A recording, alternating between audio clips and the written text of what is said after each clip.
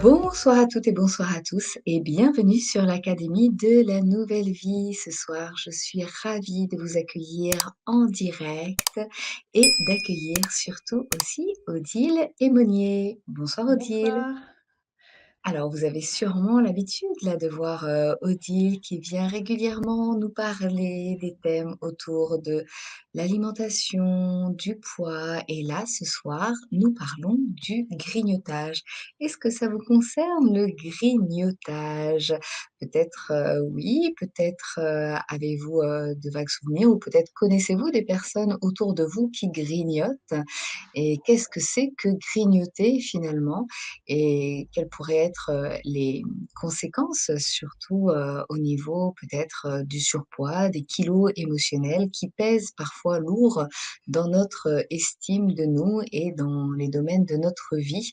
Alors vous avez peut-être, essayé plusieurs choses, voire tout essayé, comme on peut souvent le dire, pour se libérer de ces pulsions alimentaires, de ce grignotage et en même temps, eh bien, rien de particulier au niveau des résultats ou en tout cas très momentané et parfois aussi, eh bien, la reprise de ces kilos, voire plus. Alors, comment stabiliser, votre poids de forme? Ce soir, Odile nous en parle puisqu'Odile est thérapeute pluridisciplinaire et spécialiste des troubles alimentaires. Et ce soir, nous parlons particulièrement du grignotage. Pourquoi nous grignotons? Si vous grignotez là, peut-être, vous pouvez dès maintenant, dans le chat, mettre si vous avez des idées sur pourquoi vous grignotez. Quelles pourraient être les explications? Qu'est-ce qui, d'après vous, vous pousse à aller chercher, cette, nourriture? Alors ce soir, Odile va nous expliquer justement quelle est la cause profonde de ces pulsions alimentaires. Vous allez aussi découvrir comment chaque dimension de votre être est intimement impliquée dans votre amincissement et puis vous allez apprendre quelle est la clé essentielle et incontournable à votre amincissement. Et encore plein d'autres choses puisque Odile nous offre ce soir 5 conseils qui ont fait leurs preuves pour se libérer des compulsions. Vous allez aussi, eh bien, identifier la clé émotionnelle. Elle vous parlera notamment de l'atelier qu'elle va proposer justement pour identifier ces clés qui attisent vos pulsions alimentaires et comment les apaiser. Et restez bien jusqu'à la fin puisqu'il y a une surprise à la fin, une pratique avec Odile. Ouh! Alors il y a déjà des personnes qui ont répondu et je vous invite pour toutes les personnes là qui sont là en direct, eh bien à répondre dans le chat. Qu'est-ce qui d'après vous, vous pousse à aller chercher de la nourriture, à grignoter? Et peut-être qu'on pourrait commencer par qu'est-ce que c'est que le grignotage? Alors avant toute chose, Odile, ce que je te propose, c'est de te présenter en quelques mots et puis de continuer sur cette belle conférence que tu nous invites à suivre ce soir. Oui, effectivement, je suis spécialiste des troubles alimentaires et du surpoids depuis plus de 20 ans. Parce que moi-même, j'ai connu tout cela, j'ai connu le cycle des kilos yo-yo pendant plusieurs décennies. J'ai fait une reconversion en énergétique et je me suis spécialisée enfin, j'ai affiné dans la psycho-énergétique, dans l'aromathérapie énergétique et j'ai compris que le surpoids, que les troubles alimentaires étaient le symptôme d'un déséquilibre émotionnel plutôt que la cause. Et c'est ce que nous allons voir ensemble. Ce qui m'intéresse, c'est non pas de maigrir à tout prix. Je trouve que ça n'a pas de sens. Mais ce qui m'intéresse, c'est de comprendre que les kilos émotionnels, les kilos en trop, sont le symptôme d'un trouble émotionnel, de blessures émotionnelles que l'on porte depuis très longtemps, les comprendre, les désengrammer, les libérer pour que, eh bien, on retrouve le calme intérieur, la sérénité et à partir de là, eh bien, on n'a plus besoin de grignoter et les kilos s'envolent parce que la carapace qu'il constitue finalement, la carapace de protection que des kilos superflus constituent, s'envole d'eux-mêmes à partir du moment où on se libère de la pesanteur de son histoire. C'est ça qui m'a, voilà, c'est mon propos dans mon travail. Merci Euh, Odile. donc aujourd'hui, je vais vous proposer mes 5 conseils pour que vous puissiez arrêter de grignoter pour de bon. Alors, quels sont d'abord, mais pour que les conseils soient pertinents, il faut d'abord se poser la question de savoir pourquoi a-t-on des pulsions alimentaires. Charlotte, est-ce que tu peux me dire quelles sont les réponses que Oui. tu as obtenues? Alors, dans le chat, il y a déjà beaucoup de personnes là, qui se sont exprimées. Il y a notamment Émilie qui dit l'envie de sucre. Voilà Oui, ce qui la pousse. Marianne, le stress. Béatrice, compensation. Isabelle, l'ennui. Sébastien, la fatigue. Et Ophélia Lise, je grignote quand je me sens seule et quand je m'ennuie. France dit l'anxiété, voilà, qui l'a fait manger trop souvent et trop. Voilà pour la plupart. Donc on notera qu'il y a quand même bien l'ennui, la fatigue, le stress, le fait d'être seule. exactement. Alors, dans les réponses que vous avez données, il y a deux, deux niveaux. Je crois que c'est Sébastien qui disait quand il se sentait fatigué. Là, on est dans quelque chose qui est physiologique. On a faim ou on se sent fatigué, donc on mange pour se recharger en énergie parce que la nourriture va apporter de l'énergie, ça peut être du sucre qui donne un coup de boost immédiat. Donc on est là plutôt dans le physiologique. En revanche, toutes les autres réponses que vous avez données, que ce soit l'envie de sucre pour calmer son stress, l'anxiété, j'ai entendu plusieurs fois le combler un vide, la solitude, tout cela, toutes ces réponses-là relèvent de la sphère émotionnelle. Répondre à une addiction au sucre, calmer son stress, combler son ennui, décompresser, il y a quelqu'un qui a dit pour décompresser, pour apaiser ses émotions, personne ne l'a cité, mais c'est euh, peut-être plus difficile à percevoir, la colère, les peurs, l'impuissance, remplir un vide affectif, donc vous l'avez dit à plusieurs reprises, et puis compenser aussi un déséquilibre énergétique. Ça, on n'y pense jamais, mais c'est également une des causes des pulsions alimentaires. Et là aussi, comme toutes les dimensions de notre corps sont étroitement intriquées, le déséquilibre énergétique est lié à une pression émotionnelle. Le système énergétique est très fragile et très subtil, et donc lorsque l'on vit des émotions d'une façon intense ou répétée, eh bien, le système énergétique se déséquilibre. Et donc, c'est un effet de tout ce qui est la sphère émotionnelle.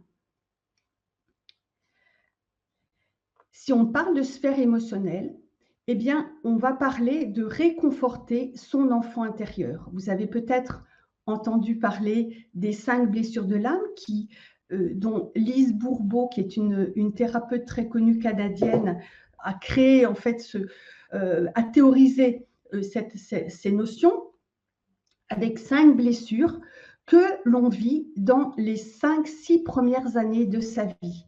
La trahison, le rejet, l'abandon, l'humiliation et l'injustice. Ce qui compte, ça n'est pas tant la situation que la façon dont l'enfant l'interprète. L'enfant va interpréter les situations qu'il vit, son monde, son environnement, à partir de la maturité de son âge, à partir de sa propre perception. Je vais vous donner un exemple de trahison qui m'a été raconté par une des dames que j'ai accompagnées.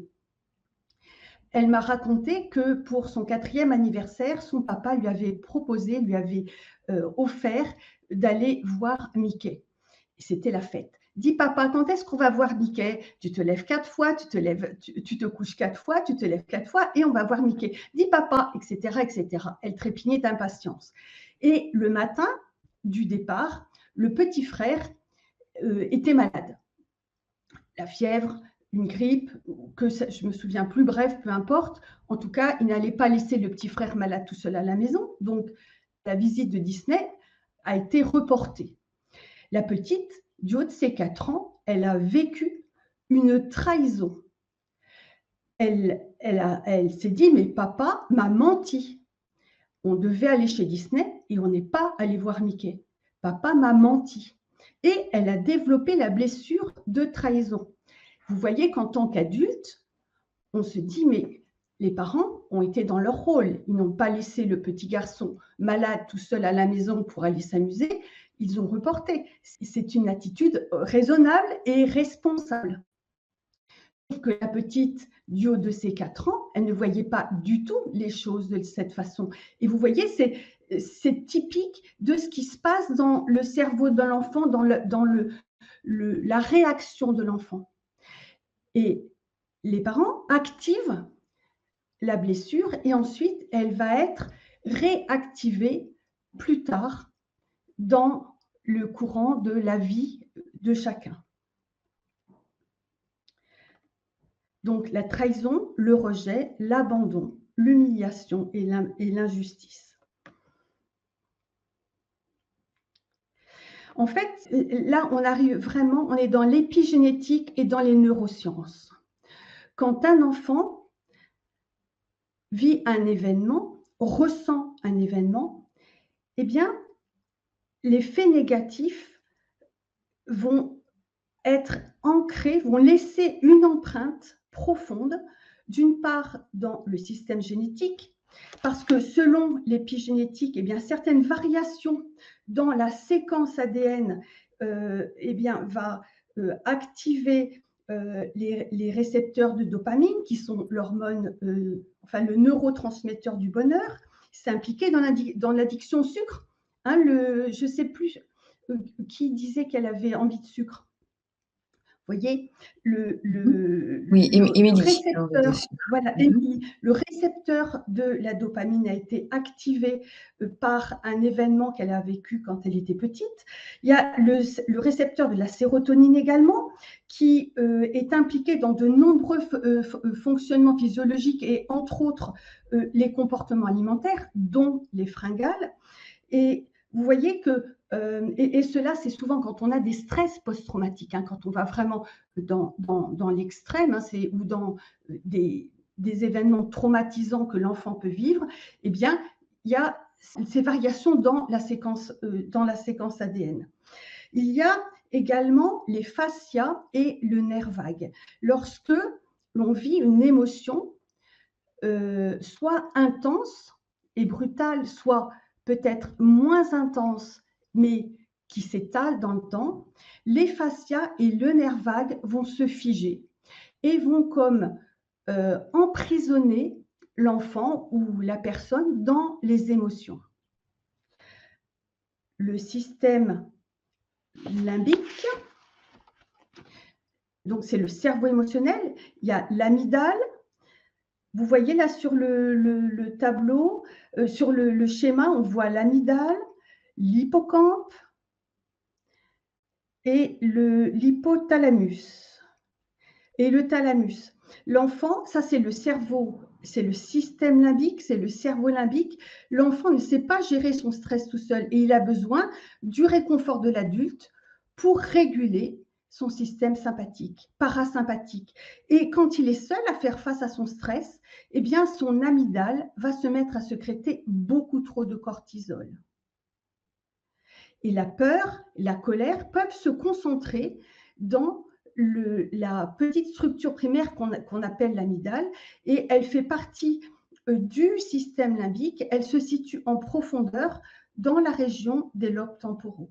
Et la fonction de l'amygdale est de stocker les expériences émotionnelles et d'installer aussi ce que l'on peut appeler le conditionnement de peur. Et souvent, la peur est à la base des émotions qui sont à l'origine des fringales et nous allons y revenir dans un instant. L'amygdale aide aussi à établir la mémoire à long terme et elle laisse aussi une marque mnémotechnique qui fait qu'on utilise beaucoup ces souvenirs, soit pour réagir et éviter certaines choses, soit pour rester prisonnier des mêmes peurs. Et c'est le cas quand on subit des fringales.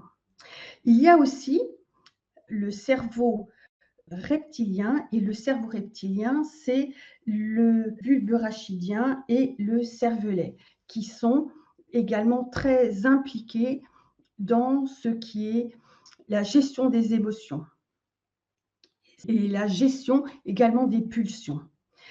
Il y a en outre l'ectoderme, l'endoderme et le mésoderme, qui sont des couches cellulaires qui sont à l'origine des 2/3 des organes et du corps et du patrimoine génétique. Et ils engramment donc les émotions. Vous voyez à quel point les émotions laissent leur empreinte dans le corps physique, par tous les points que je viens de vous dire, et également dans les corps énergétiques. Lorsque l'on vit des émotions brutales ou qui s'installent dans le temps, nos corps énergétiques vont en garder l'empreinte et vont souvent avoir un aspect qui est modifié. Alors, la nourriture, c'est un doudou immédiatement disponible pour plusieurs raisons. La première, vous pouvez mettre dans le chat, Charlotte me le dira tout à l'heure, ce qui vous parle dans cette diapositive. D'abord, la nourriture est liée au réflexe de Pavlov du bébé.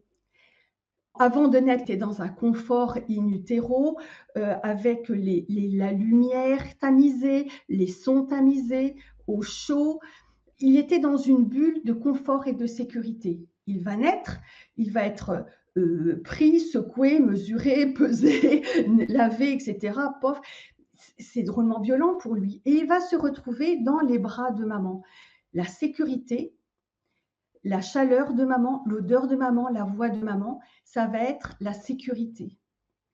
Ensuite, il va prendre le sein ou le biberon et il va associer la nourriture avec l'amour, la nourriture avec la sécurité.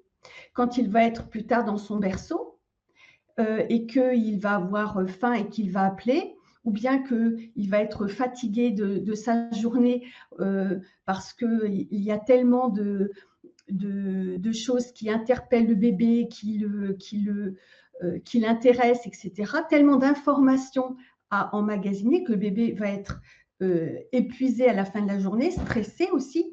Et le fait de se retrouver dans les bras de maman, ça va l'apaiser et à nouveau, sécurité, amour lié à la nourriture. Donc vous voyez, là, c'est un réflexe de Pavlov.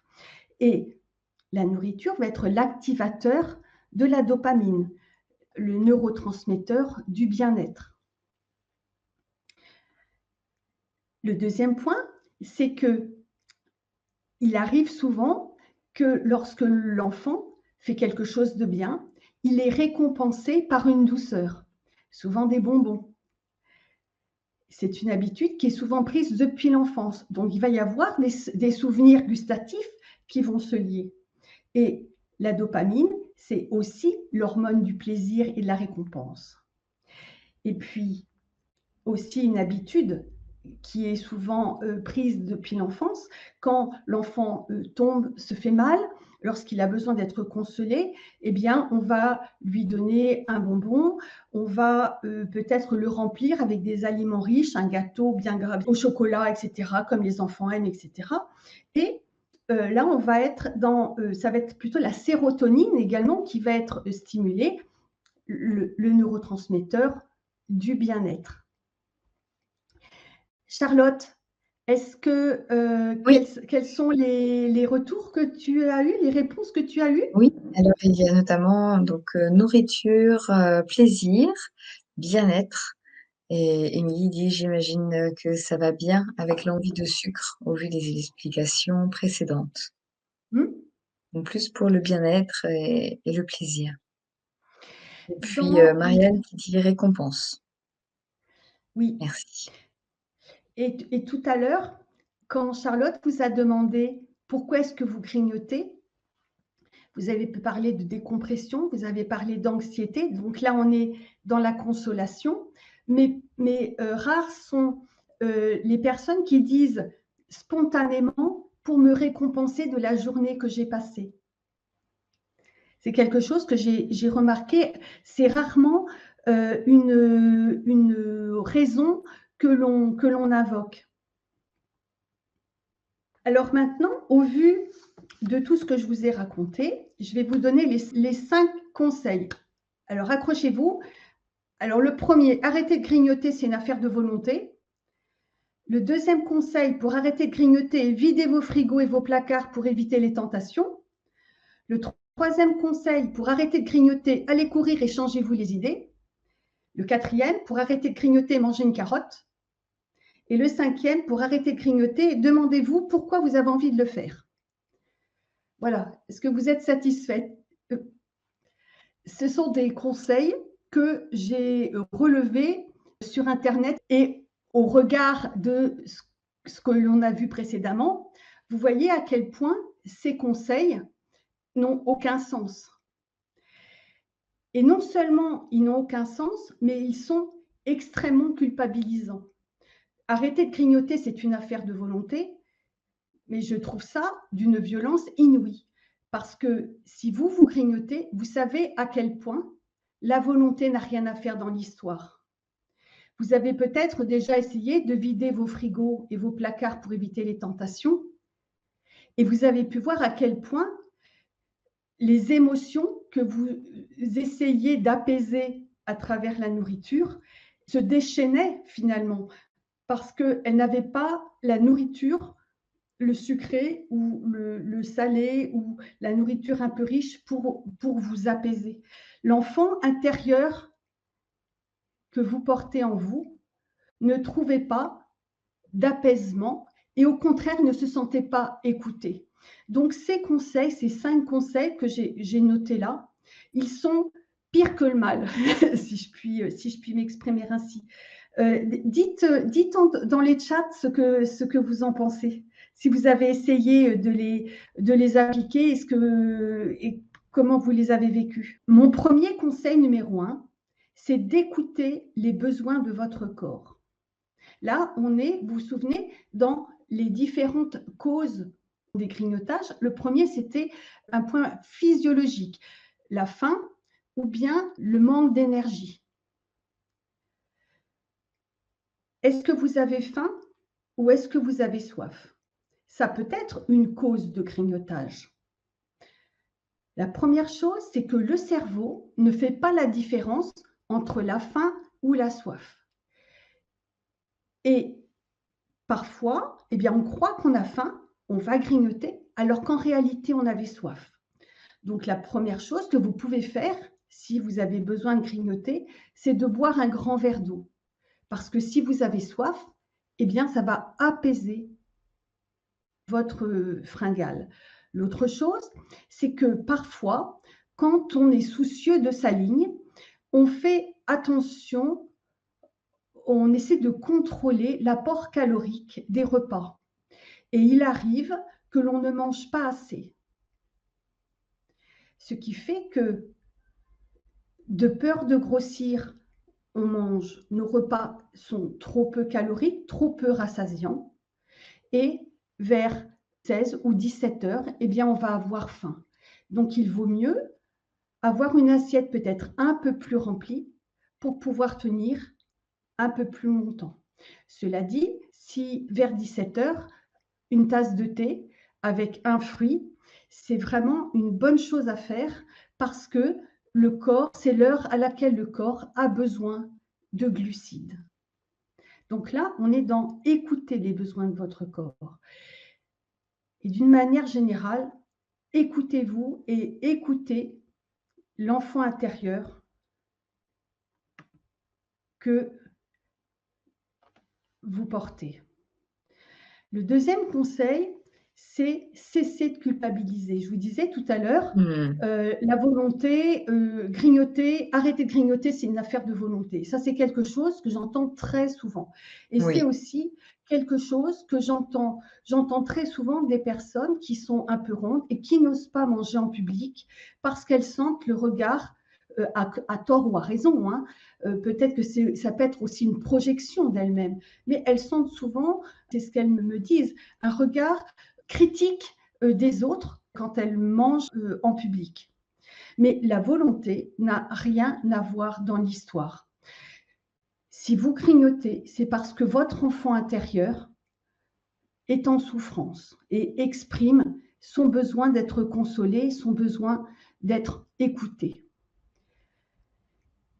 Quand, en tant qu'adulte, vous vivez quelque chose au bureau, par exemple, une collègue qui vous fait une remarque désobligeante, vous pouvez réagir, parfois plus vivement que vous ne pourriez imaginer. C'est parce que cet événement rentre en résonance avec quelque chose que vous avez vécu quand vous étiez petit. Et ça n'est pas l'adulte qui réagit un peu vivement, c'est l'enfant intérieur qui s'exprime. Et c'est toujours l'enfant intérieur qui s'exprime.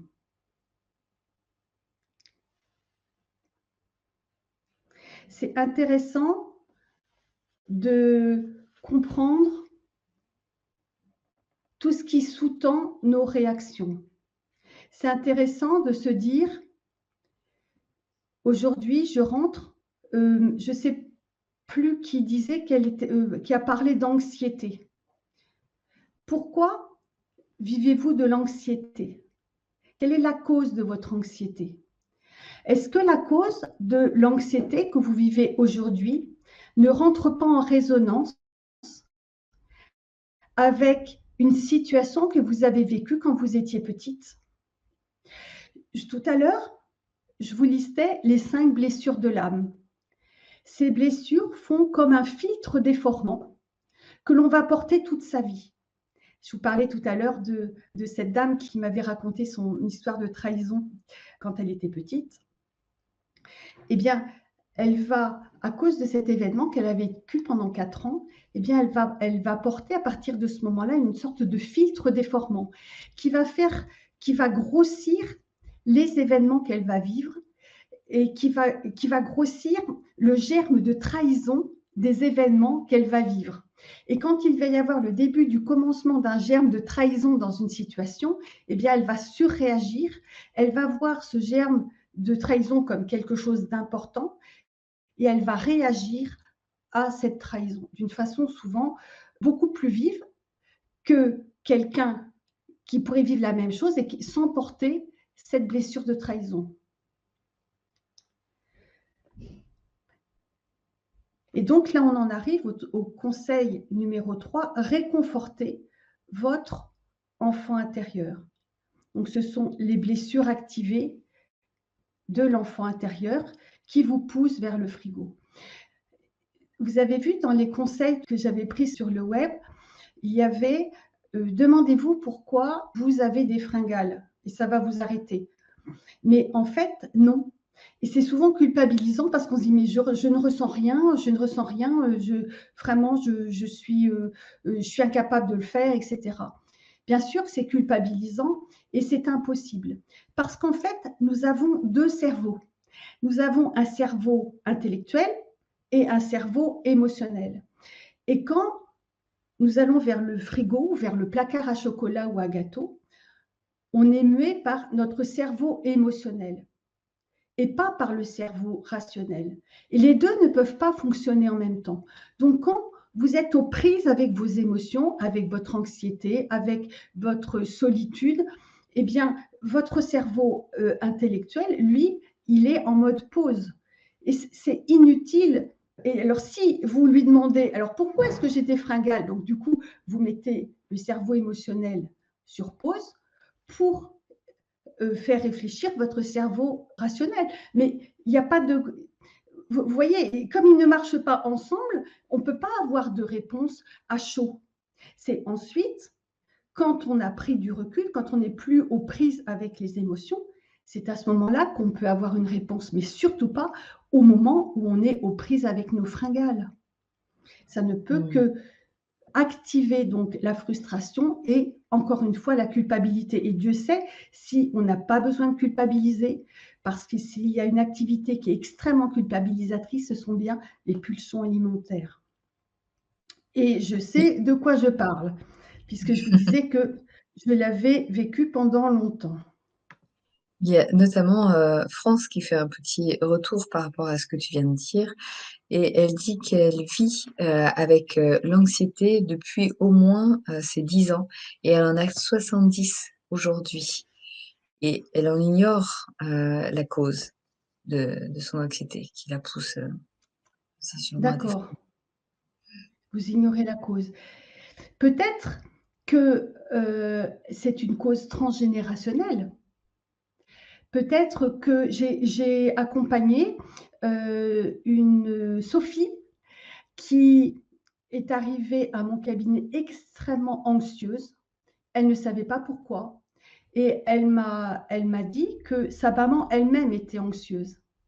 Donc l'anxiété de la maman et peut-être même de la grand-mère. Donc l'anxiété s'est transmise d'une génération à l'autre et vous le vivez depuis tellement longtemps que, eh bien, ça fait tellement partie de vous que vous ne savez même plus le pourquoi du comment peut-être. Dites-moi si ça vous parle, France, à travers le chat. merci Odile. En attendant, je te laisse, continuer si tu veux bien. Le conseil numéro 4, ce sont les huiles essentielles. Je vous disais que j'avais fait une formation d'aromathérapie énergétique et leur puissance est vraiment intéressante. Les huiles essentielles, on le vend en poupe parce qu'il n'y a pas d'effet secondaire et qu'elles sont extrêmement puissantes. Vous connaissez peut-être l'huile essentielle de lavande que l'on utilise, que on se met une goutte lorsqu'on s'est brûlé avec la casserole ou avec le four, par exemple. Et l'huile essentielle de lavande, eh bien, va apaiser la brûlure et va empêcher de cloquer. Ça, c'est l'usage physiologique, mais il y a également une dimension psycho-énergétique qui est liée à la composition biochimique de l'huile essentielle. Et ça, c'est vraiment intéressant. C'est la raison pour laquelle je vais vous citer quelques huiles essentielles que vous allez pouvoir utiliser en appui, en soutien au moment des fringales. Alors, la première dont je voulais vous parler, c'est le poivre noir, Piper nigrum. Si vous avez des fringales, vous pouvez tout simplement ouvrir le flacon et humer comme ça le flacon, tout simplement. Il y a beaucoup de sesquiterpènes dans le poivre noir et c'est pourquoi c'est un puissant harmonisant. Et c'est intéressant, c'est un harmonisant neurologique et donc par ce biais, un harmonisant également de l'esprit. Et quand on est aux prises avec l'anxiété, avec un vide affectif, etc., eh bien, le poivre noir peut vraiment vous aider à vous apaiser. Le poivre noir, il aide à prendre conscience des colères refoulées, par exemple, et il aide à les gérer. Il aide à surmonter les vexations quand on porte la blessure de l'humiliation, par exemple. C'est très intéressant. Il aide à laisser venir à soi les événements sans angoisse. Il permet de voir plus clairement les sources de nos frustrations et il dissout les peurs. Vous voyez à quel point ce petit flacon de Piper nigrum est vraiment intéressant quand on a des fringales. Donc, vous pouvez en mettre un près de vous, dans votre poche, et quand vous avez envie, eh bien, vous dévissez, vous respirez, et ça suffit. Et c'est vraiment. Et l'odeur, le parfum du poivre noir est vraiment très, très apaisant et vraiment pratiquement immédiatement. C'est vraiment super. L'autre huile essentielle, je pourrais même vous dire les autres huiles essentielles, ce sont les huiles essentielles d'agrumes.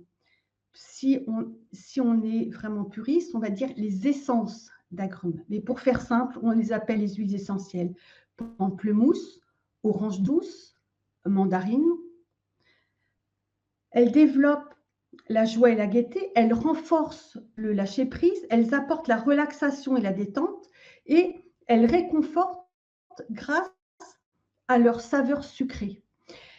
Et là, vous pouvez les utiliser avec des comprimés neutres. Les comprimés neutres s'achètent dans les magasins bio au rayon huile essentielle ou bien sur des sites dédiés. Ça s'appelle des comprimés neutres. Donc, c'est juste un support et vous mettez une goutte d'huile essentielle et ensuite, vous prenez le comprimé. Et il met beaucoup de temps à fondre. Donc, on est dans la satisfaction du plaisir oral, donc c'est vraiment intéressant. Et avec la saveur sucrée, ça réconforte, comme je vous le disais tout à l'heure. Voilà deux huiles essentielles donc que vous pouvez user, dont vous pouvez user et abuser. Abuser, en ce qui concerne le pamplemousse et les agrumes, pas plus de 5 fois par jour. Hein, pas plus de 5 fois par jour. Merci Odile, déjà pour ces 4 conseils, et avec ces huiles essentielles. Alors juste avant, on va faire un petit suspense, juste avant que tu arrives au conseil numéro 5, simplement pour dire que déjà là, c'est assez riche. On va pouvoir, mettre, en pratique le fait de boire, de l'eau, par exemple, pour vérifier si le corps a soif au lieu, de faim. On va pouvoir aussi lâcher la culpabilité, utiliser, les huiles, essentielles et puis voir, justement au niveau, aussi émotionnel et Réconforter son pour enfant aller intérieur. voilà, Mm, merci, mm, réconforter son enfant mm. intérieur et pour aller plus loin justement, pour faire la paix avec, aussi, ces parts qui ont été, blessées avec notre histoire et faire la paix avec, notre assiette, eh bien, tu nous proposes un atelier qui aura lieu le mercredi 5 avril avec notamment un rappel des mécanismes de compensation inconsciente justement, qui sous-tendent ces désordres alimentaires et puis des exercices pour identifier, comprendre les causes des compulsions alimentaires, pour soigner aussi la blessure émotionnelle principale à l'origine de votre grignotage et des exercices complémentaires pour apaiser par d'autres approches les pulsions alimentaires avec bien sûr aussi un cadeau qui vous attendra en fin d'atelier.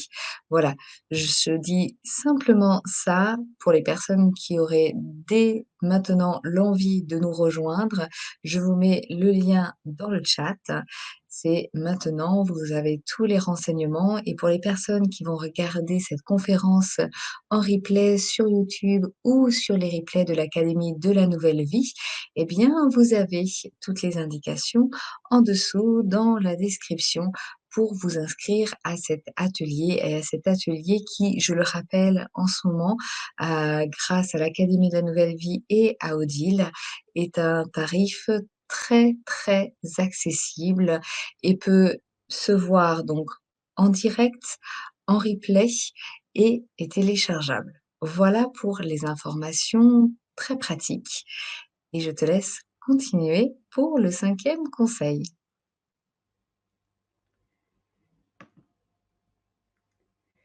Eh bien, le 5e conseil, justement, merci Charlotte, c'est de participer à mon atelier.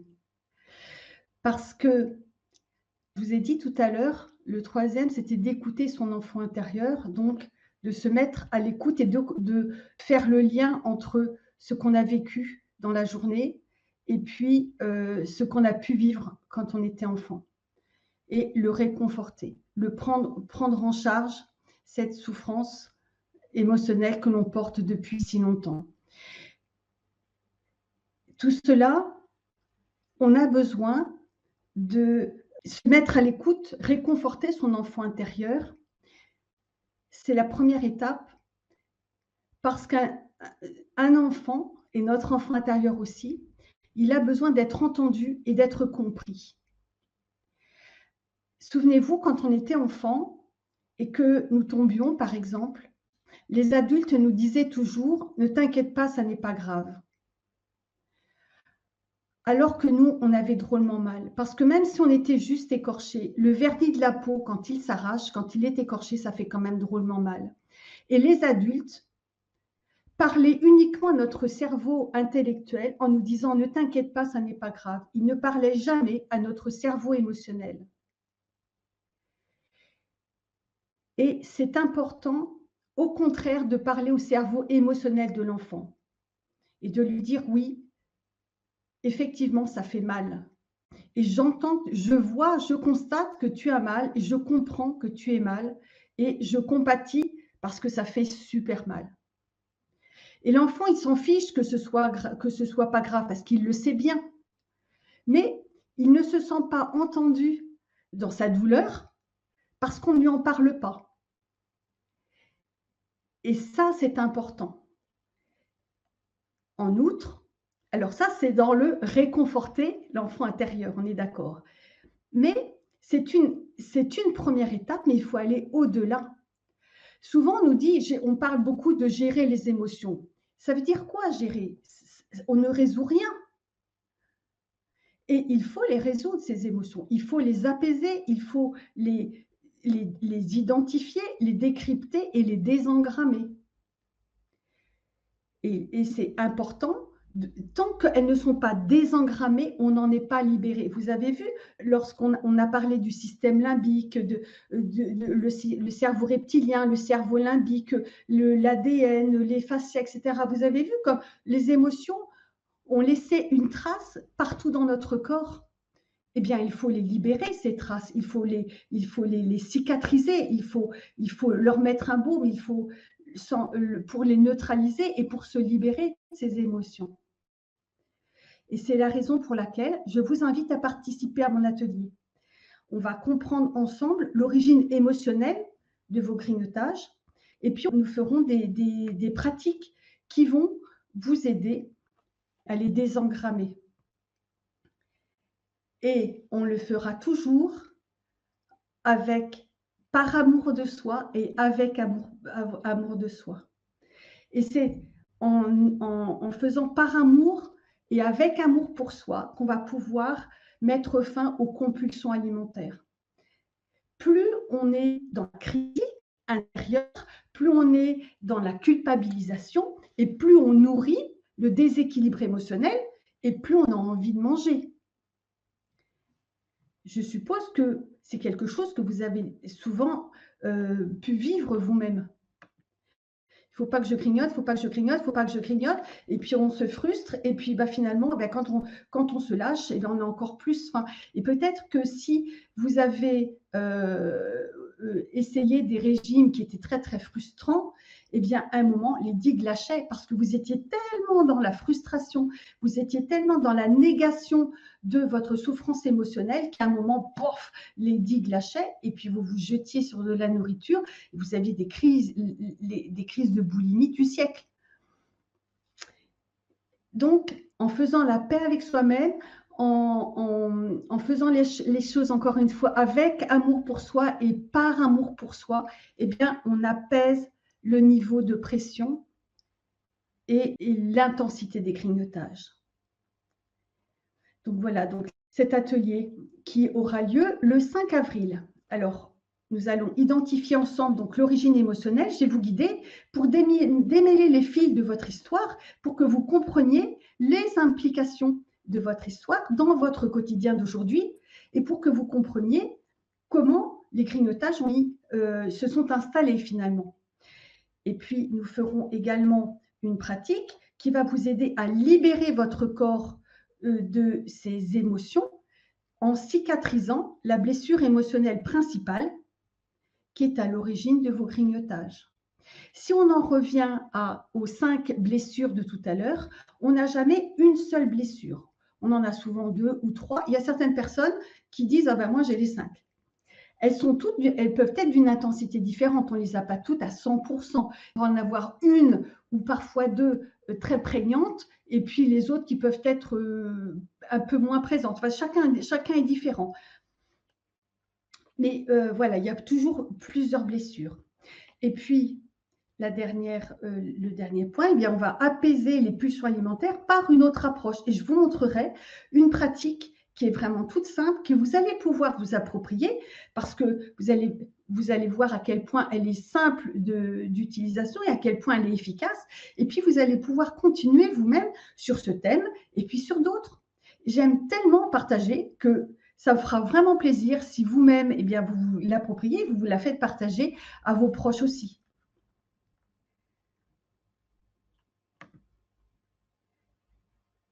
Et moi qui vous disais que j'aimais bien partager, c'est le moment de faire, c'est presque le moment de faire notre pratique, mais auparavant, si vous êtes d'accord, eh bien, je vais répondre à vos questions. Charlotte, est-ce que tu as Merci, des questions qui merci. figurent dans le chat? Alors, il n'y a pas de questions là, particulières à part, France, qui se demande si ces compulsions, ces angoisses, cette anxiété viendraient peut-être, de la violence vécue, dans son enfance, avec, Bah, sa évidemment, famille. Hem, bah, évidemment, mmh, évidemment.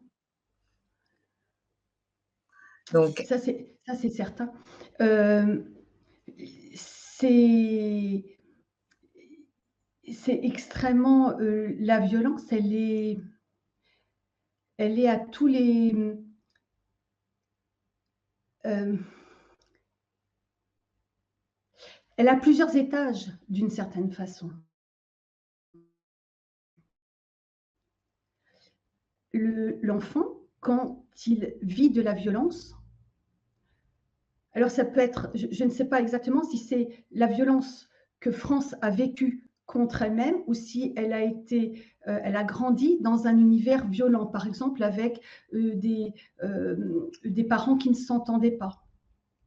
Si c'est ce cas, la petite France, elle souffrait énormément de cette violence parce qu'elle aimait ses parents et que par empathie avec les parents qu'elle aimait, eh bien, elle les voyait tous les deux euh, se déchirer, elle les voyait tous les deux malheureux et donc c'était extrêmement violent pour elle parce qu'elle se sentait impuissante pour aider les gens qu'elle aimait. Donc c'était violent pour la toute petite. La deuxième chose, c'est que, et ça c'est le cas pour tous les petits, vivent dans un monde de géants. Ils, sont, ils vivent une impuissance parce que tout est démesuré.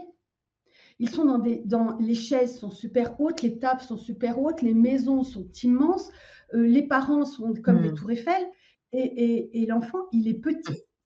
Et sa sécurité, son intégrité, sa vie, sa survie dépend de ces géants. Et quand ces géants ont des pieds d'argile, eh bien, ça plonge l'enfant dans une insécurité absolument incroyable. oui, Ça, c'est la d'ailleurs, deuxième chose. Oui, oui, France dit qu'en effet, c'est les 2 par rapport à cette insécurité. mm. Les enfants qui vivent, qui vivent de la violence, qui reçoivent de la violence, eux aussi, ils sont dans une très forte insécurité. Vous me direz, ah, ah, ah, merci, parce que euh, le, ils donnent de l'amour et en échange de cet amour, ils reçoivent de la violence. Et pour l'enfant, ça n'est pas juste, d'autant que souvent, ils reçoivent cette violence sans en comprendre les tenants et les aboutissants. Ils font blanc, ils font noir, ils font gris, paf, ils se prennent des coups. Donc, ils ne savent pas ce qu'ils doivent faire. Ils ne savent pas, ils ne comprennent pas le cadre parce qu'il est flou et il change d'un jour à l'autre. Il ne sait pas quand les coups vont tomber. Il ne sait pas quelle sera l'humeur du parent et si ça va être un jour sans ou un jour avec. C'est extrêmement déstabilisant. L'enfant vit dans une insécurité. L'endroit où il devrait être en pleine sécurité, c'est l'endroit de tous les dangers pour lui. Et c'est extrêmement violent pour lui de recevoir de la violence alors que lui n'a que de l'amour à donner. Pour apaiser ce niveau de violence, ce niveau de souffrance, il va faire ce que l'on appelle une inversion psychologique. L'inversion psychologique est au cerveau, au système nerveux, ce que le coupe-circuit est un système électrique. Quand le système électrique est en surchauffe et qu'il risque d'y avoir un incendie, pouf, le coupe-circuit évite l'incendie. L'inversion psychologique a un peu ce même rôle-là pour l'enfant. Si l'enfant se dit, je donne de l'amour et je reçois de la violence, c'est injuste. Et donc, il va transformer la réalité pour qu'elle soit acceptable. Et il va se dire, je donne de l'amour et en échange, j'en reçois aussi sous forme de violence. C'est la façon qu'a mon parent de me témoigner son amour. Et à ce moment-là, c'est acceptable pour l'enfant. Mais ça veut dire que quand il y a une inversion psychologique, tout le négatif va se transformer en positif et tout le positif en négatif. Et lorsqu'on a une inversion psychologique, eh bien, on va rechercher le négatif parce qu'on se nourrit du négatif. Et donc, ça aussi, c'est violent, évidemment. Merci Odile. Et merci France pour ce partage. Merci, Elle France. rajoute, elle rajoute, je ne suis pas une grignoteuse. Mon problème, c'est que quand je commence à manger, je suis incapable de m'arrêter avant d'être très pleine. Et elle demande, est-ce que cet atelier est aussi bon pour ça? Oui, oui, Mm. absolument. Absolument. Vous n'avez pas, vous avez un trouble, vous avez plutôt des crises de boulimie, si je comprends bien, plutôt que des grignotages. Au lieu de grignoter un petit peu toute la journée, par exemple, ça va être une grosse fois dans la journée quand vous allez avoir ce vide affectif à remplir. Mm. En tout cas, elle dit oui que c'est tout à fait ce qu'elle a vécu dans tout ce que tu as imagé. Merci. Alors, Esmeralda parlait aussi du métabolisme lent. Euh, Quand on nous dit qu'on a un métabolisme lent, est-ce qu'il y a un souci après pour perdre du poids? Pour, Il y a plusieurs raisons. La première chose, c'est de relancer le métabolisme. Il y a plusieurs causes au métabolisme lent. Ça peut être une cause physiologique, par exemple un déséquilibre hormonal. Ça peut être lié à un déséquilibre de votre hygiène de vie. Il peut y avoir plusieurs causes. Ou ça peut être également un blocage énergétique ou plusieurs blocages énergétiques. Merci.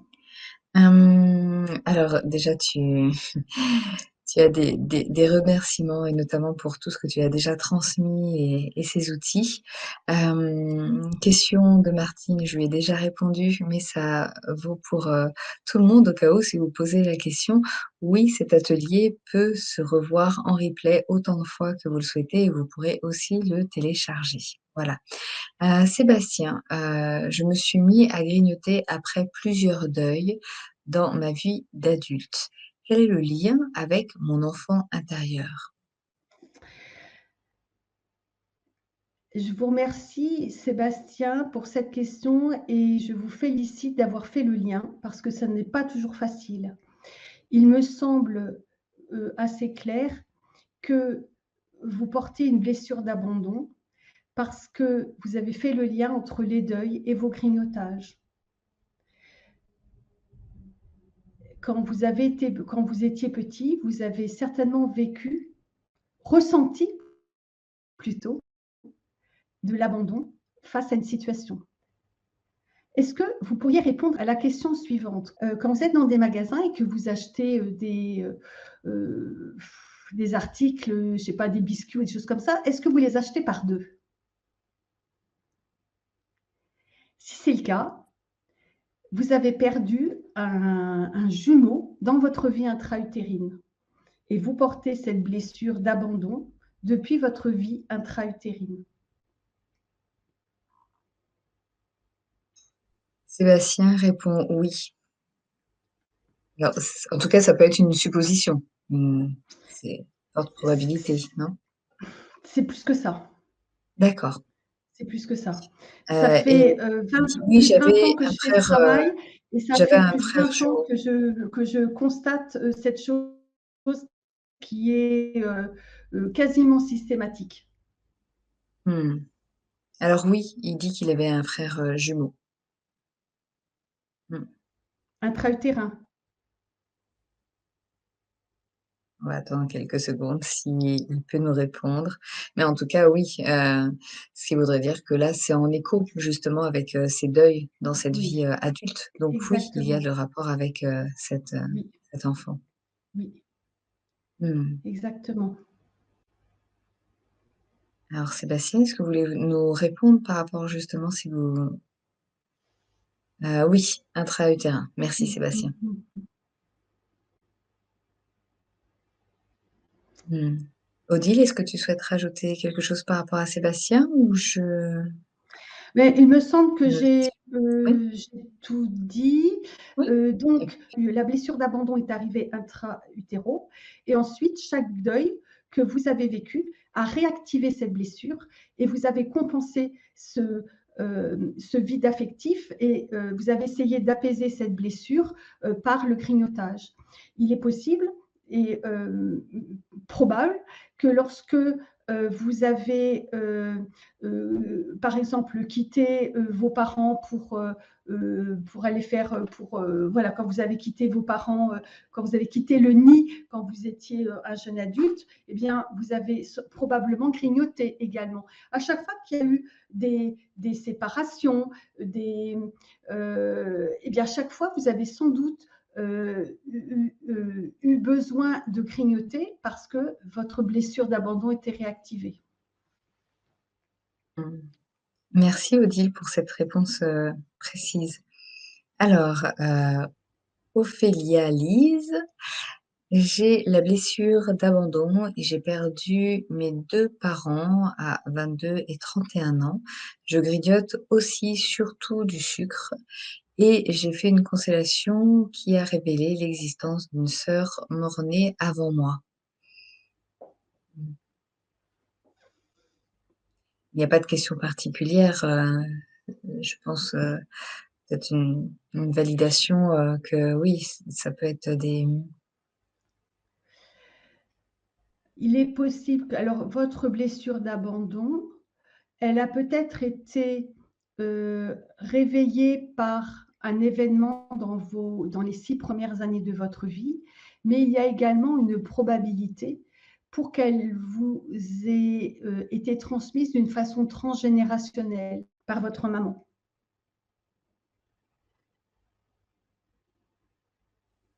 OK, merci Odile. Une piste à aller mettre, en lumière. Hem Et en même temps, l'atelier que tu nous proposes, même si c'est transgénérationnel, ça nous permet aussi, d'aller, faire la paix avec cela. Absolument.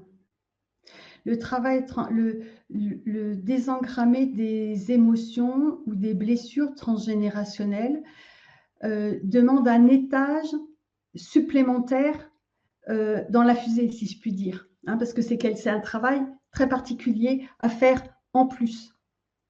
Mais à partir du moment où, de toute façon, transgénérationnelle ou pas, vous l'avez, elle s'est engrammée dans vos cellules, parce que vous les avez vécues, ces blessures, eh bien, il y a déjà ce travail-là à faire que nous ferons en atelier. Mmh. Merci. Oui, il y a d'autres, personnes, hein, notamment, qui disent, comme Martine, qui a perdu sa mère à 3 ans et demi, par suicide et oui. ça influence, bien sûr. Oui, c'est ça, Mmh. c'est un traumatisme, ça, c'est un traumatisme extrêmement important. Vous avez quand je parlais des stress post-traumatiques, heu, qui, heu, qui interpellaient le cerveau limbique, vous voyez, on est en plein dedans, hein, on est en plein dedans. Mmh. Et puis, une dernière, alors déjà tu as les remerciements, hein, de Sébastien, d'Ophélia Lise qui va, explorer cette piste. Elle te remercie et il te remercie beaucoup. Marie-Louise, qui Avec dit: «Ma plaisir. mère me forçait à manger».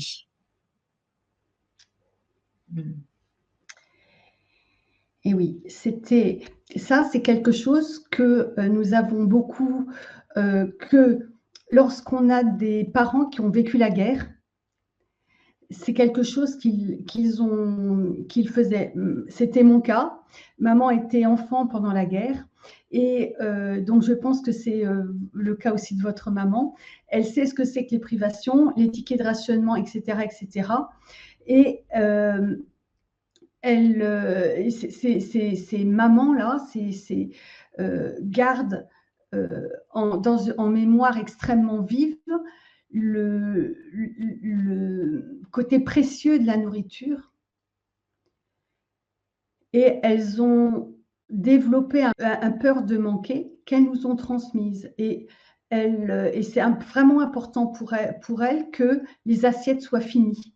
Finis ton assiette. C'est une injonction que les gens de ma génération ont énormément connue, Mmh. ont Merci. énormément entendu. Bah oui. Mais Mmh, oui. mmh. Et ça, c'est très mauvais. Elles font de leur mieux, on est d'accord. Chaque parent fait de son mieux avec qui il est, avec son histoire, avec son caractère, avec la situation. Donc, à aucun moment, je ne critique ni je ne culpabilise. Chaque parent fait vraiment de son mieux. Simplement, aujourd'hui, on sait, à la lumière de toutes les connaissances que nous avons en neurosciences, en épigénétique, etc., que forcer un enfant à manger, c'est une très mauvaise idée parce que ça lui envoie plusieurs messages. Premièrement, n'écoute pas ton signal de satiété. Deuxièmement, n'écoute pas je sais mieux que toi ce qui est bon pour toi. Et grandir avec ces deux injonctions, c'est grandir avec la négation de soi. Ça veut dire que on se départit de son pouvoir, de son pouvoir intérieur pour le donner à quelqu'un d'autre. Et quand c'est vécu tout petit, comme c'est souvent le cas, eh bien, c'est l'adulte qui prend notre pouvoir intérieur parce que, soi-disant, il sait mieux que nous. Et donc, finis ton assiette, c'est une injonction qui est beaucoup plus puissante que le simple fait de finir son assiette et de ne pas et de même si on n'a plus faim. Est-ce que je suis claire dans mes explications? Oui, oui, oui, J'ai essayé. tu es oui, tu es claire, Odile. Alors, on arrive à la fin de la conférence. Je vais simplement prendre la dernière question de Sarah avant, la pratique que tu nous offres. Et en même temps, on connaît déjà un petit peu la réponse. Quand je suis très contrariée ou que je me sens seule, j'ai envie de me remplir de nourriture. Ça rejoint aussi, une autre personne, et sûrement plein d'autres, qui sont dans ce cas. Comment arrêter cela? Eh bien, tu en as parlé, là et puis on va le voir aussi, plus amplement, dans l'atelier, mais qu'est-ce qu'on pourrait, lui dire à Sarah là?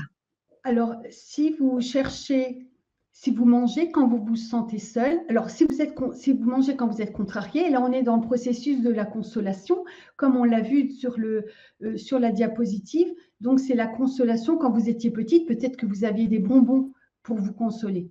Ça, c'est un point. Le deuxième point dont vous parlez, c'est le vide affectif. La nourriture, probablement, elle est peut-être moins sucrée, mais en tout cas, elle est riche. Elle est peut-être aussi sucrée, remarquez, parce que c'est le sucre et l'amour, c'est un peu la même chose, mais elle est certainement très riche parce qu'elle doit peser dans votre ventre pour remplir ce vide affectif. Pour l'arrêter, il faut désengrammer les mémoires émotionnelles qui sont partout dans votre organisme, comme on l'a vu, partout dans vos systèmes, comme on l'a vu précédemment. Et il n'y a pas d'autre solution qu'une prise en charge thérapeutique pour, pour vraiment prendre en charge, mais complètement, pas seulement gérer les émotions. Comme je le disais tout à l'heure, gérer les émotions, c'est travailler en surface. On ne guérit rien, on fait avec. On apaise momentanément. Si vous voulez vraiment venir à bout de vos compulsions alimentaires, gérer ne suffit pas. Il faut vraiment faire un travail en profondeur pour guérir votre enfant intérieur et désengrammer toutes les mémoires émotionnelles qui sont profondément ancrées dans chacun de vos systèmes. Je ne peux pas être plus claire. Merci beaucoup, Odile. Alors, je te laisse la place là pour la pratique, pour terminer cette conférence. Pour, vous voyez, je vous disais que avant de faire ma reconversion, j'avais des problèmes avec ma balance. Pout, pout, pout, pout, pout, pout. J'aime bien dire que j'ai éliminé en tout 700 kilos, mais ça n'est pas que de l'humour. Si je mets tous les kilos que j'ai pris avec mes dents de scie, c'est à peu près ça. C'est le poids d'un ours brun. Donc, ça fait quand même pas mal. Donc, ça en dit long sur tout ce que j'ai pu essayer, tester, etc., etc. Et je n'ai pu me libérer de mes grignotages, de mes compulsions alimentaires. Je me suis libérée du cycle infernal des kilos yo-yo en comprenant la nature de ma blessure et en la désengrammant. Et tant que ça n'a pas été fait, eh bien, j'ai continué à avoir mes pulsions alimentaires. J'aurais presque pu prendre des actions chez Nestlé. J'aurais un château et une Rolls rose, et une Rolls assortie à chacun de mes sacs à main, parce que je vous assure que le chocolat, c'était vraiment une grosse consommation pour moi. Donc, vous voyez, c'est vraiment, c'est trop souvent on limite les problèmes de poids et les problèmes les problèmes de poids d'une manière générale, de compulsion alimentaire, par des régimes. Mais vous avez certainement essayé et vous avez bien vu à quel point ça ne sert à rien. 95% des régimes sont des échecs. Donc, c'est bien la preuve que le problème est ailleurs. Et la gestion, encore une fois, la gestion des émotions, ça n'est pas suffisant. Le travail en surface ne résout absolument rien sur le long terme. Voilà ma réponse un peu plus complète. Et maintenant, eh bien, écoutez, je vous propose la pratique que j'avais envie de partager avec vous. Donc, je vais vous inviter à fermer les yeux et à souffler pour bien vider vos poumons. Inspirez lentement, profondément par le nez en gonflant le ventre. Et expirez lentement, profondément par la bouche en rentrant le ventre, en serrant un peu les abdominaux et en envoyant toutes vos tensions au cœur de la terre. Et la terre va les accueillir et les recycler. À nouveau, inspirez lentement, profondément par le nez en gonflant le ventre. Et expirez lentement, profondément par la bouche en rentrant le ventre, en serrant un peu les abdominaux et en envoyant vos tensions au cœur de la terre. Et une troisième fois. Relâchez bien toutes vos tensions. Prenez votre temps. Cette pratique, un petit peu contre-intuitive, permet de débrancher le mental.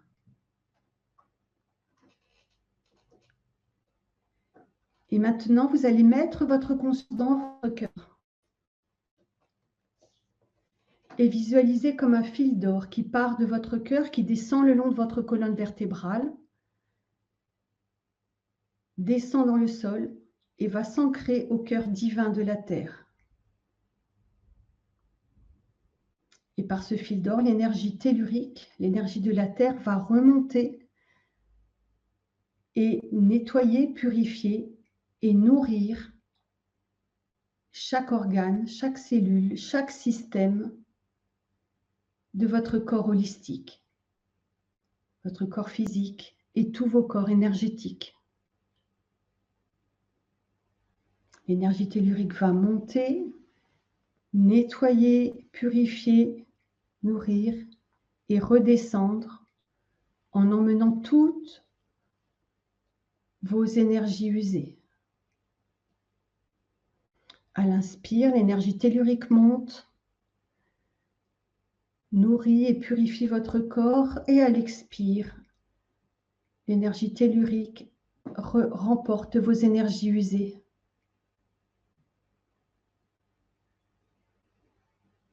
Et à chaque inspire, vous sentez que ce fil d'or est de plus en plus épais, solide et puissant.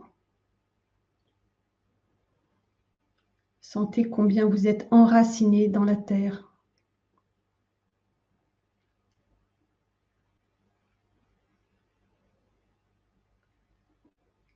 Remettez votre conscience dans votre cœur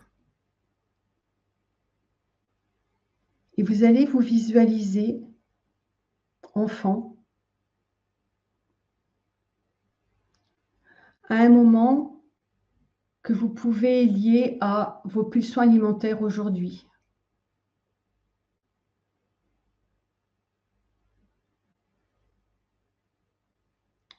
Une séparation, un événement qui vous a été particulièrement douloureux.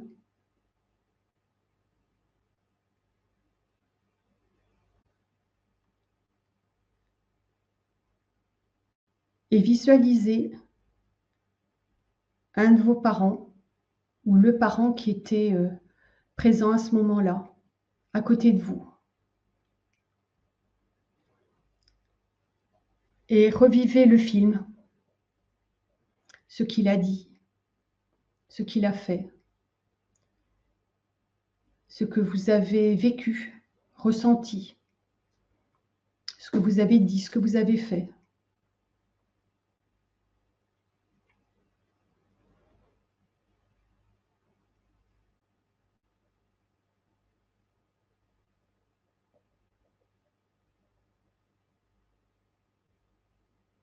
Et puis maintenant, vous allez vous visualiser, vous, adulte, intervenant dans cette scène. Vous allez vous accroupir à côté de l'enfant pour être à sa taille. Et vous allez lui parler, lui dire ce que vous auriez aimé, ce que l'enfant que vous étiez aurait aimé entendre. Vous allez faire avec lui ce que l'enfant que vous étiez aurait aimé qu'on fasse avec lui, qu'on le prenne dans les bras, par exemple, qu'on le console, qu'on le berce, qu'on l'embrasse, que sais-je.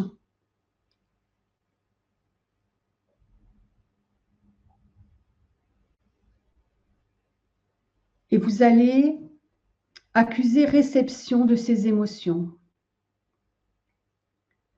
Donc, vous n'allez pas lui dire « t'inquiète pas, ça va passer », mais vous allez lui dire « je comprends, je ressens que tu es aux prises avec, que tu es en colère, que tu as peur. »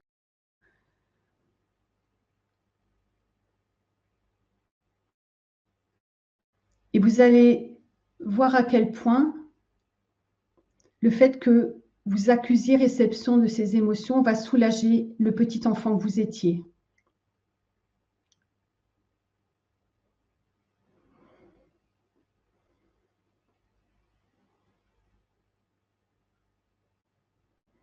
Vous allez pouvoir lui dire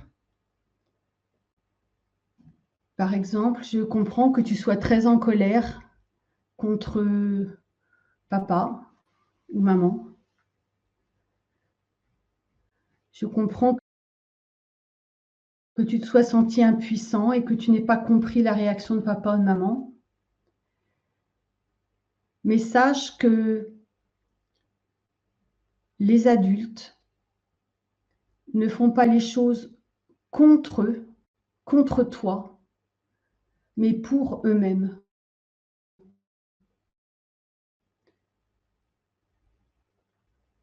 pour protéger leur propre enfant intérieur.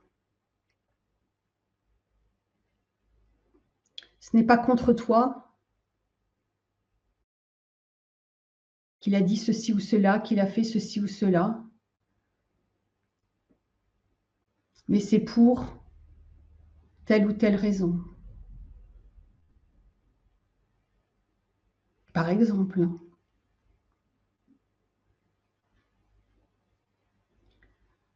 que l'adulte que vous êtes prenne l'enfant que vous étiez dans les bras,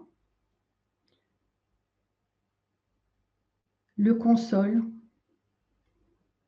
le dorlote, le cajole,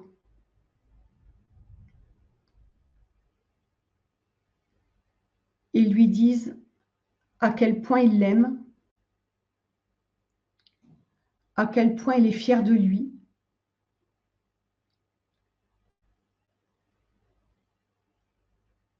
à quel point l'adulte que vous êtes est fier du trajet que le petit a fait, de la façon dont il a surmonté tout ce qu'il a vécu,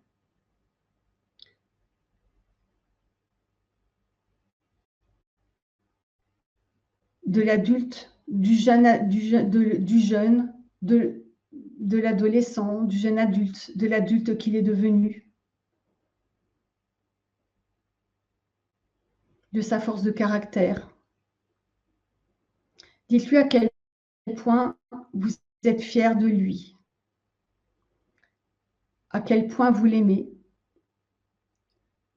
à quel point vous serez toujours là pour veiller sur sa sécurité, sur son intégrité.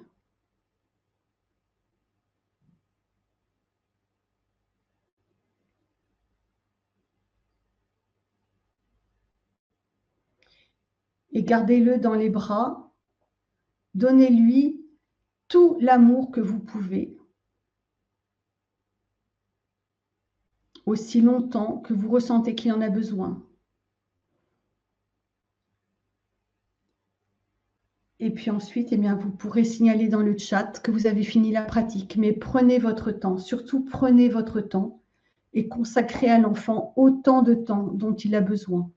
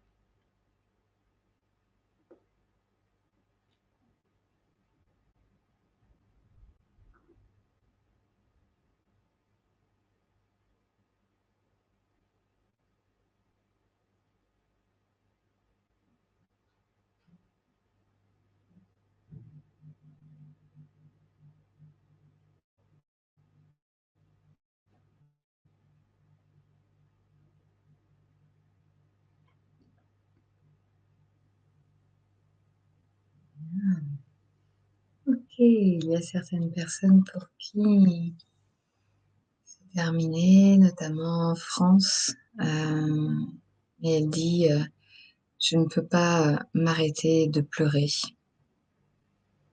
C'est libérateur, hein. Mmh.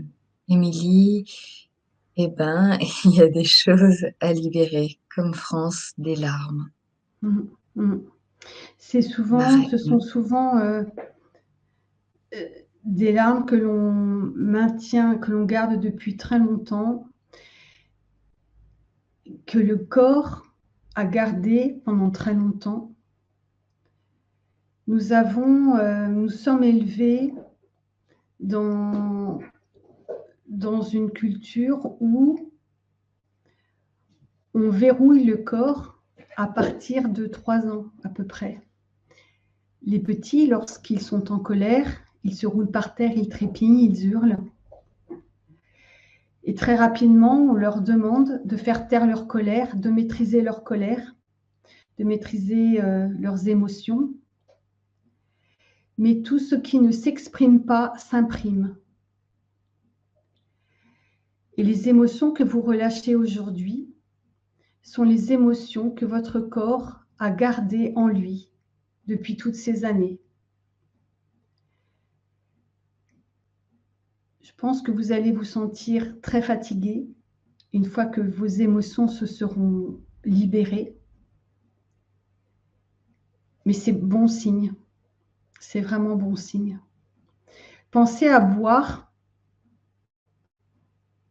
aujourd'hui et puis les jours qui viennent pour libérer toutes les toxines qui se sont, qui se sont relâchées après cette pratique d'aujourd'hui. Merci Odile. Comme dit Marianne, l'enfant a envie d'être écouté. Oui, oui, Mais ça va oui, être l'opportunité de l'écouter, oui, oui, davantage avec cette pratique, oui, à oui, refaire et puis, absolument à refaire. d'autres. Mmh. Vous allez pouvoir la refaire, attendez 2 ou 3 jours, peut-être même plus selon votre intuition pour la refaire. Vous avez vu comme c'est simple à faire? Pensez d'abord bien à vous ancrer et puis ensuite cette pratique, vous avez vu comme elle est simple à faire, vous allez pouvoir la refaire sur ce thème-là et sur d'autres thèmes. Donc pensez à accuser-réception des émotions de l'enfant, c'est très important. Et puis aussi à bien lui expliquer que toute personne qui est violent vis-à-vis de nous d'une façon ou d'une autre, ça n'est pas contre nous, mais c'est pour lui. Si cette personne qui s'exprime d'une façon violente, qui s'est exprimée d'une façon violente vis-à-vis de l'enfant, si vous voulez, on enlève l'enfant, on le met à côté, on en prend un autre, l'adulte va se comporter exactement de la même façon. Donc, ça n'est pas personnel d'une certaine façon. C'est l'adulte qui exprime sa violence, son impuissance, peut-être son manque de confiance en lui, peut-être son manque d'estime de lui-même. Il l'exprime de cette façon. Donc c'est pour lui qu'il le fait, pour soulager son enfant intérieur, pour donner l'illusion à son enfant intérieur qu'il est puissant peut-être, alors qu'au fond de lui, il croit qu'il est nul. Vous voyez, c'est important de dire que l'enfant comprenne que cette violence n'était pas dirigée contre lui, c'était pas personnel. Il y a peut-être que vous connaissez les 4 accords Toltec. L'un des accords Toltec, c'est ne prends rien personnellement. Et c'est un accord qui est extrêmement important dans, dans les relations humaines. Parce que quand on comprend que l'autre s'exprime non pas contre nous, mais pour lui, ça apaise beaucoup le niveau d'agression. Merci, Et donc plutôt apaisant. Merci beaucoup, Odile. On arrive là à la fin de la conférence. Merci à toutes les personnes qui ont été là ce soir en direct et toutes les personnes aussi qui nous rejoignent la semaine prochaine, le mercredi 5 avril, pour l'atelier, notamment Martine, Claire, Sébastien, France et bien d'autres. Et sachez que cet atelier sera de toute façon disponible en replay si vous écoutez cette conférence après ou que vous n'êtes pas disponible. Et merci à toi, Odile, pour toute cette richesse, pour aussi les réponses aux questions, les pistes et ce que tu nous as partagé ce soir. On se retrouve pour aller plus loin et mettre en pratique, faire des exercices justement pour libérer et faire la paix avec son histoire et avec son assiette. Je te laisse le mot de la fin pour dire au revoir. Merci pour votre attention. J'ai hâte de vous retrouver pendant l'atelier parce que j'ai plein de choses encore à partager et à vivre à partager avec vous et puis à vivre avec vous.